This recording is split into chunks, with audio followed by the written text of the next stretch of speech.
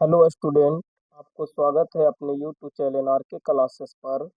और आज हम फिर से एक बार इतिहास की क्लास लेकर आए हैं। आज हम बताएंगे अध्याय 5, जिसका चैप्टर का नाम है शिल्प एवं उद्योग।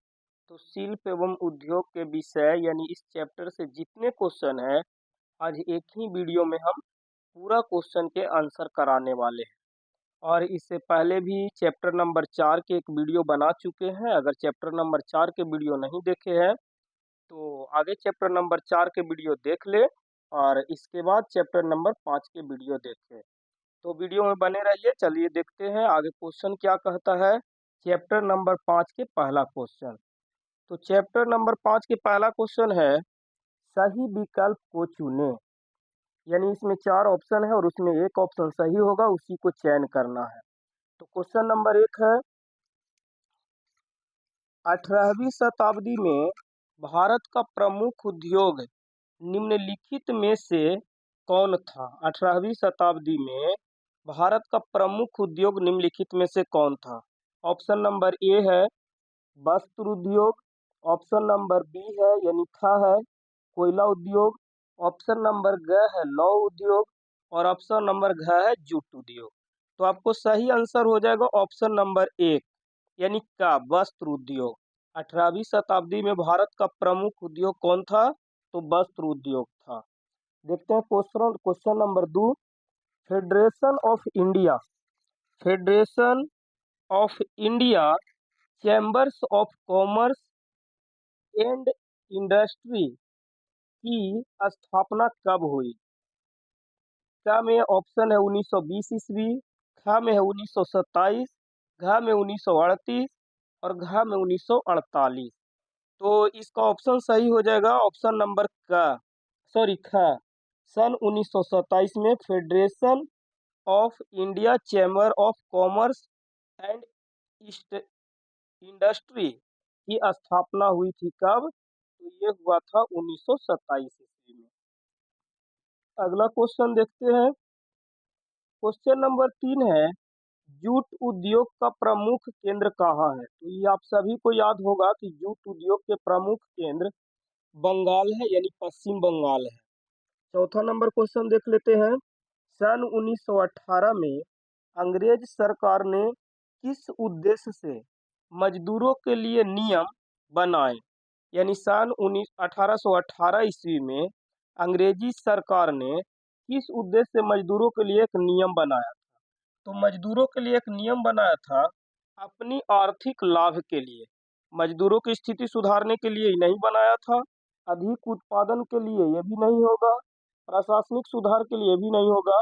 यानी अंग्रेज जो 1818 ईस्वी में नियम लाया था मजदूरों के खिलाफ, वो था अपनी आर्थिक लाभ के लिए। यानी अंग्रेज अपने पैसा कैसे अधिक से अधिक कमाए इसके लिए नियम लाया था। क्वेश्चन नंबर 5 देखते हैं। All India trade union Congress की स्थापना कब हुई थी?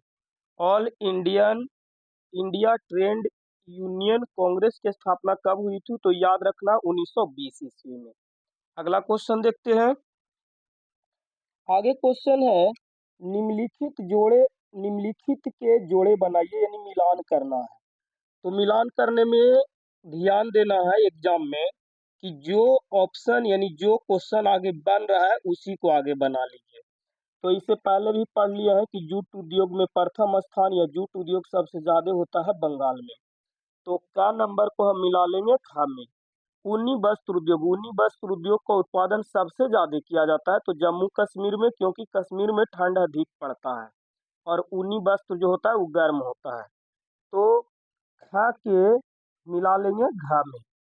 आगे नील बगान उद्योग यानी नील विद्रोह के बारे में पढ़े हैं। तो नील विद्रोह कहाँ हुआ था? तो ये बिहार के चंपारण में हुआ था। यानी अड़ा को हम मिला लेंगे ग में। लौह उद्योग, तो लोहा के सबसे ज्यादा उद्योग जो होता है, लोहा सबसे ज्यादा उत्पादित जो होता है वो झारखंड के जमशेदपुर शहर में होता है। और एक बच गया जामदानी बुनाई। तो जामदानी बुनाई कहाँ होगा? तो ये हो जाएगा लखनऊ। ठीक है, याद रखना है। आगे अगला क्वेश्चन देखते हैं। आइए विचार करें, तो आइए विचार करें। में पहला क्वेश्चन है, कैलिको अधिनियम के उद्देश्य क्या थे? कैलिको अधिनियम के उद्देश्य क्या थे, इसके विषय में बताना है। कैलिको एक अधिनियम था यानी नियम था, और यह नियम क्या था इस विषय में बताना है। तो चलिए इसका आंसर देखते हैं। कैलिको अधिनियम का उद्देश्य यह था कि भारतीय छापेदार सूती कपड़े और छीट के इस्तेमाल पर पाबंदी लगाकर उनके और उनके आयात को इंग्लैंड में रोककर वहां के शिल्प उद्योगों को बढ़ावा देना था। यानी कैलिको अधिनियम अंग्रेजी सरकार के द्वारा लाया गया था, और इस नियम में कहा गया था कि भारतीय छापेदार सूती कपड़े और छीट के जो कपड़े का इस्तेमाल होता है उसको बंद कर दिया था, ताकि इंग्लैंड में जो शिल्प उद्योग है वो भारत में आकर के अच्छा से उसका व्यापार कर सकें। अगला क्वेश्चन देखते हैं। क्वेश्चन नंबर 1 हो चुका है। क्वेश्चन नंबर 2, मुक्त व्यापार के नीति से आप क्या समझते हैं? यानी मुक्त व्यापार की नीति क्या है, इसके विषय में बताना है। तो इसका उत्तर देख लेते हैं। मुक्त व्यापार नीति क्या है? तो मुक्त व्यापार की नीति इंग्लैंड की सरकार के द्वारा सन 1883 ईस्वी में अपनाई गई थी। याद रखना है, मुक्त व्यापार की नीति किसके द्वारा लाया गया था? तो इंग्लैंड के सरकार के द्वारा। कब लाया गया था? तो 1883 ईस्वी में। इसके द्वारा यानी मुक्त व्यापार नीति के द्वारा, इसके द्वारा ईस्ट इंडिया कंपनी के साथ साथ सभी अंग्रेज उद्योगपतियों के लिए भारत में व्यापार करने की स्वतंत्रता प्रदान की गई। यानी 1883 में जो नियम आया था उसमें इंग्लैंड के सभी उद्योगपतियों को भारत में मुक्त व्यापार यानी बिना टैक्स के व्यापार करने के लिए स्वतंत्र कर दिया गया था। आगे देखते हैं। क्वेश्चन नंबर 3, भारतीय उद्योगपतियों को भारत में उद्योग की स्थापना के मार्ग में क्या क्या बाधाएं थी? यानी भारतीय उद्योगपति जो थे वो भारत में उद्योग की स्थापना कर रहे थे, तो उनके रास्ते में क्या क्या बाधाएं आ रही थी इसके विषय में बताना है। तो क्वेश्चन नंबर 3 के उत्तर देख लेते हैं। क्वेश्चन नंबर 3 के उत्तर लिखेंगे, भारतीय उद्योगपतियों को भारत में उद्योग भारतीय उद्योगपतियों को भारत में उद्योग की स्थापना के मार्ग में निम्नलिखित बाधाएं थी। भारत में पूंजी की कमी, यानी भारतीय उद्योगपतियों के पास ज़्यादा पूंजी नहीं था। तो 1 नंबर में लिखेंगे भारत में पूंजी की कमी थी। दूसरा, तकनीकी शिक्षा का अभाव था। यानी भारत के जो उद्योगपति कुछ थे वह अच्छा पढ़े लिखे नहीं थे, इसीलिए इसको हम कहेंगे कि तकनीकी शिक्षा का अभाव था। आगे देखते हैं इसका। और वैसे भारतीयों की कमी थी जो औद्योगिक विकास की भावना रखते थे।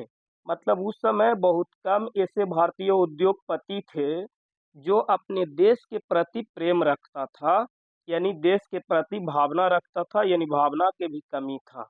अंग्रेजों की मुक्त व्यापार की नीति, और अंग्रेज जो मुक्त व्यापार यानी जो अंग्रेज के व्यापार था, जो इंग्लैंड से व्यापार करने के लिए आता था, उससे किसी प्रकार के टैक्स नहीं लिया जाता था, लेकिन भारतीय उद्योगपतियों से टैक्स लिया जाता था। ये भी भारतीय उद्योगपति के मार्ग में एक तरह से बाधाएं थी। तो ये 4 पॉइंट लिख लेना है। अगला क्वेश्चन देख लेते हैं। क्वेश्चन नंबर 4 कहता है, मजदूरों के हित में पहली बार कब नियम बनाया गया? जो भी नियम बन रहा था वो मजदूरों के विरुद्ध बन रहा था, लेकिन एक नियम आया था जो मजदूरों के हित में था। वो कब बनाया गया था इसके विषय में बताना है, और उन नियमों का मजदूरों पर क्या प्रभाव पड़ा। तो इसके विषय में देख लेते हैं। मजदूरों के हित में पहली बार अंग्रेजी सरकार के द्वारा 1881 ईस्वी में नियम बनाया गया था। उन नियमों से स्त्री, पुरुष एवं बाल मजदूर, यानी स्त्री हो गया, पुरुष हो गया, और कुछ बच्चे हो गए जो कम उम्र के होते थे, यानी जिसको कहते हैं बाल मजदूर, के काम करने के घंटे तथा उनकी दैनिक मजदूरी तय की गई थी। यानी कहने का मतलब है कि 1881 में जो नियम आया था उसमें यह कहा गया था कि पुरुष कितना देर काम करेगा, कितना घंटा, स्त्री कितना घंटा काम करेगा, बच्चा कितना घंटा काम करेगा और उसको एक दिन में न्यूनतम मजदूरी कितना दिया जाएगा। तो यही हम इसके उत्तर लिख लेंगे। अगला क्वेश्चन देखते हैं।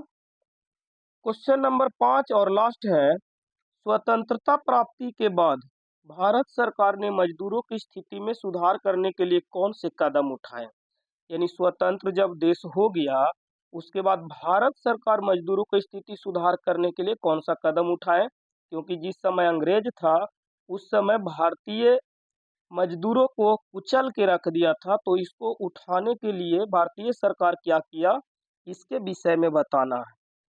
तो इसका हम बताएंगे, स्वतंत्रता प्राप्ति के बाद भारत सरकार ने मजदूरों की स्थिति में सुधार के लिए न्यूनतम मजदूरी कानून बनाकर मजदूरों के एक दिन की मजदूरी कम से कम, सॉरी ये काम नहीं होगा, कम यहाँ होगा, कम से कम कितना होगा यह निर्धारित किया तथा एक औद्योगिक नीति बनाई गई।